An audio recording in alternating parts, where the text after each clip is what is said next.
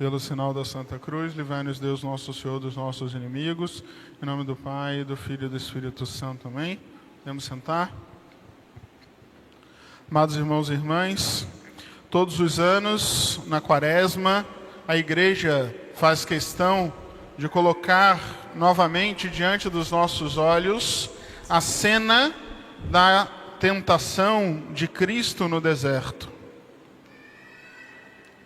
Cena que deve nos acompanhar não somente no período da Quaresma, nesse tempo favorável de conversão, mas que deve nos acompanhar sempre, porque sabemos bem que as tentações não vêm a nós somente na Quaresma, mas em todo o tempo, o ano todo, todos os dias. E as tentações de Cristo no deserto nos ensinam muitas coisas, dentre as quais, em primeiro lugar, que é somente Cristo que vence as tentações. Quando nós vencemos, é Cristo que vence em nós. Somente com a sua força somos capazes de vencer aquelas ofertas que o demônio nos faz. Por outro lado, nós vemos como nosso Senhor vence nessas três tentações, todas as tentações da humanidade, porque essas três resumem, de certa maneira, tudo aquilo que nós passamos, de modo que qualquer tentação que nós temos estão concentradas nessas três que o demônio faz. Para que a gente possa entender um pouco melhor como isso funciona, vamos nos remeter a uma comparação muito antiga, lá da Grécia Antiga, em que Platão, usando de um mito, vai explicar como funciona o ser humano. E nós veremos que o diabo, ele entende muito bem de antropologia, ele sabe como o homem funciona, e ele vai pegando justamente os pontos fracos do homem. Platão fala que o homem é como se fosse um carro, mas não é os nossos carros motorizados que nós estamos acostumados. É aquela carrocinha que é carregada por 2 cavalos, que tem atrás um homem que dirige, que se chamava de auriga. Todo mundo já viu naqueles filmes de gladiador, de Roma Antiga, aquelas competições de corrida daquele homem com aqueles cavalos. Então é mais ou menos isso que Platão está dizendo. Ele vai dizer que os cavalos têm como que temperamentos diferentes. Um cavalo, ele obedece um pouco mais o motorista, outro obedece um pouco menos. O mais rebelde, é aquele que puxa para baixo, representa a nossa concupiscência, o nosso apetite concupiscível, aquele desejo, aquela força, aquele impulso interior que nós temos para o prazer, para todas aquelas coisas que são fáceis, gostosas para nós. Enquanto o outro cavalo, um pouco mais temperamental, digamos assim, mais forte, ao mesmo tempo um pouco mais obediente, representa o nosso impulso, o nosso desejo, a nossa vontade de poder, a nossa irascibilidade. Aquela força que, por um lado, nos faz superar dificuldades e que, por outro lado, coloca outras tantas dificuldades na nossa vida. E, por fim, o motorista, o auriga, representa a razão humana, a nossa espiritualidade, a nossa inteligência e a nossa vontade, que deveria estar controlando aqueles 2 cavalos. E essa imagem tão ilustrativa que Platão coloca no Fedro representa muito bem exatamente como nós somos. Razão que ao mesmo tempo está em luta constante com essa concupiscência, essa irascibilidade dentro de nós. razão que deveria controlar esses 2 cavalos e nos conduzir para cima, para o paraíso. Enquanto a confusão tenta nos dominar e nos empurrar para baixo. Não é à toa que Platão chama essa desordem de queda.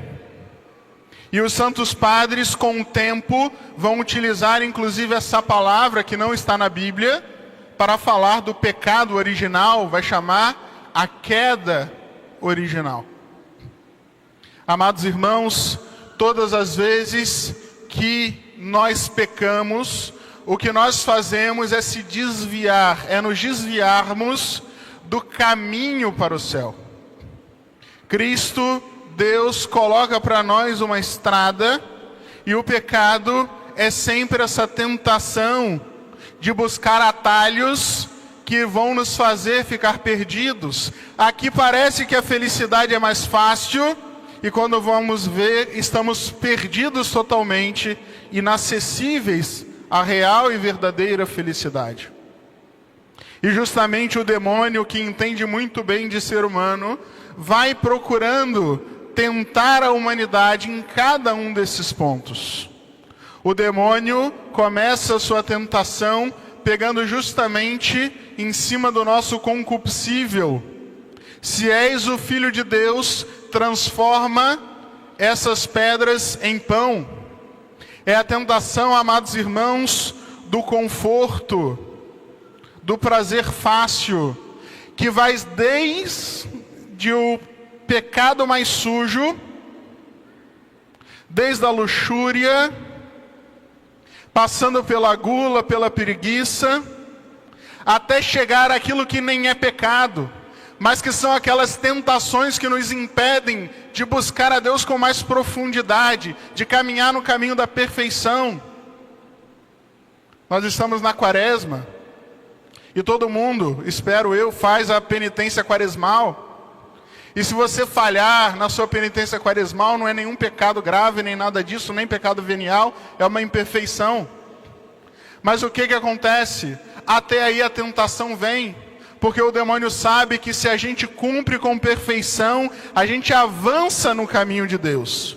Então vem sempre essa tentação do conforto, porque a mortificação nos tira do conforto. E lá no meio da quaresma, e às vezes nem no meio, não precisa nem demorar tanto, no início da quaresma, já vem aquela vontade de abrir mão um dia do propósito, de burlar uma regra que foi nós mesmos que colocamos, como se a gente fosse colocar algo de impossível. Assim, amados irmãos, o demônio ele vai nos pegando justamente por esse nosso desejo e impulso de facilidade, por esse nosso desejo e impulso de prazer, oferecendo sempre conforto, porque Cristo, quando nos chama, nos diz que quem quer segui-lo tem que tomar a cruz, e tomar a cruz é muito desconfortável. Então o demônio, o que ele faz? Ele nos apresenta um caminho diverso, um caminho mais bonito e mais brilhoso, mas que nos faz se perder, nos perdermos nessa estrada que deveria nos conduzir até o céu. Da mesma maneira, o demônio ataca essa nossa vontade de poder. Satanás leva Cristo a um monte alto e diz, mostra, em primeiro lugar, os reinos da terra, com toda a sua glória, com toda a sua riqueza, com toda a sua magnificência, e diz, tudo isso te darei, se prostrado me adorares. É a nossa tentação de poder. Existe dentro do ser humano aquilo que Santo Agostinho chama de libido dominandi. É uma certa luxúria de poder. Essa vontade nossa de não só se autogovernar, mas de governar também os outros, de controlar o que está à nossa volta, de estar por cima das pessoas. Essa tentação, amados irmãos, que a gente vê já desde o início, na infância, já nas crianças, esse desejo de dominação, essa tentação que acomete tanto as pessoas mais poderosas da terra, os grandes políticos, os grandes bilionários, até as pessoas mais simples, cujo poder é ínfimo e que, no entanto, é capaz de fazer com que a pessoa se sinta no direito de desprezar os demais, de se colocar por cima dos outros, de se achar realmente poderoso. Essa tentação, amados irmãos, é sempre muito perigosa, porque ela, de certa maneira, é mais atraente até do que a tentação da concupiscência. Essa tentação, ela vem a nós, às vezes, pelo lado do dinheiro, que é um meio de poder, às vezes por honras, por cargos, às vezes por ninharinhas, que poderiam nos fazer rir, mas que, no entanto, a gente sabe que afeta nosso coração. Amados irmãos, nós precisamos entender que o caminho de Cristo é um caminho diferente. Nosso Senhor, que era Deus, não se prevaleceu da sua condição divina, mas esvaziou-se a si mesmo, tomando a forma de escravo, sendo obediente até a morte e morte de cruz. Nosso Senhor, que era mestre, lavou os pés dos apóstolos. Nosso Senhor não veio para ser servido, mas para servir. E todas as vezes que nós escolhemos um caminho que é diverso, que é diferente desse caminho de Cristo, nós estamos cedendo às tentações demoníacas e caindo, sofrendo a queda daquela que deveria ser a nossa subida para o céu. Pior do que isso, amados irmãos, é a outra tentação que o demônio faz. O demônio leva Cristo até o pináculo do templo, o lugar mais alto do edifício santo, e fala com Jesus: joga-te daqui abaixo. O Salmo, e o demônio entende muito de Bíblia, o Salmo diz que Deus vai proteger o Messias, que os anjos não vão permitir que o Messias tropece o pé em pedra alguma. E quando você cair e chegar lá embaixo, não se machucar no chão, todo mundo do pátio do templo, aquela multidão de fiéis, vai perceber que você é o Messias esperado. Vão te seguir, vão te obedecer, vão acreditar. O demônio está dando para Cristo uma opção de atalho, uma opção de sucesso, mas um caminho que é diferente do caminho que o Pai tinha determinado. Um caminho que é diferente do caminho de obediência. E essa tentação vem também para nós, afetando aquilo que existe de mais alto em nós, nossa inteligência, nossa vontade. É a tentação da soberba, é o mesmo pecado de Lúcifer, que achou que era grande demais para obedecer aos desígnios de Deus. É todas as vezes que nós nos deixamos acreditar melhores e mais sábios do que Deus, quando nós achamos que os nossos caminhos são melhores que os caminhos de Deus, quando nós achamos que Deus está errado, quando nós invertemos as coisas e queremos que, em vez de nós prestarmos obediência a Deus, é Deus que tem que prestar obediência à nossa vontade. Essa tentação é a tentação de idolatria, de se colocar no lugar de Deus, de manipular o próprio Deus.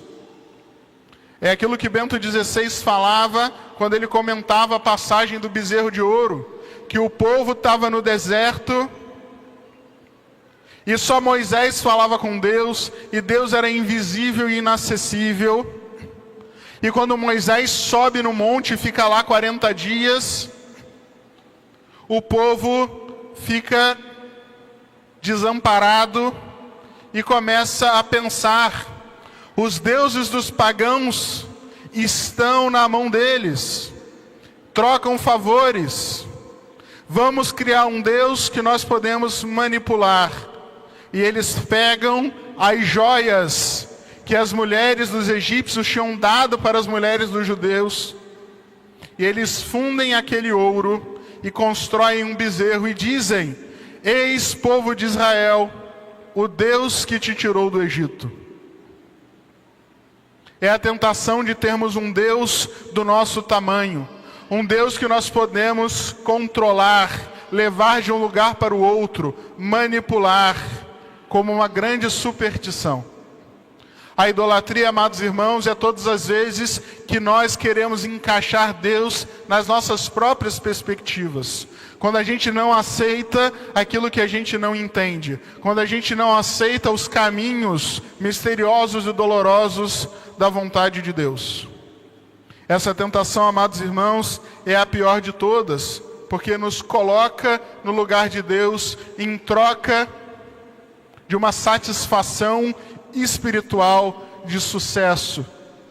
Uma satisfação de se sentir daquele mesmo jeito que Adão e Eva achavam que iam se sentir quando escutaram as palavras da serpente que dizia: coma do fruto proibido, porque vocês vão ser como deuses. Não, amados irmãos, o nosso único caminho de deificação, a única forma de nós sermos como deuses de fato, é seguindo os mesmos passos da obediência de Cristo. É quando nós permitimos que a graça de Deus nos transforme interiormente. E é isso que nós fazemos na Quaresma. Pedimos a força de Deus para que a gente possa, por meio dos exercícios quaresmais, ir lutando contra todas essas tentações e dominando a nós mesmos. Por meio do nosso jejum, por meio da nossa abstinência, nós controlamos a nossa concupiscência. Nós impomos a nós mesmos o incômodo, o desconforto. Por meio da generosidade, da esmola, da caridade, nós abrimos mão daquilo que nos dá poder. E nós nos colocamos como servo dos demais, matando em nós aquela vontade de dominação.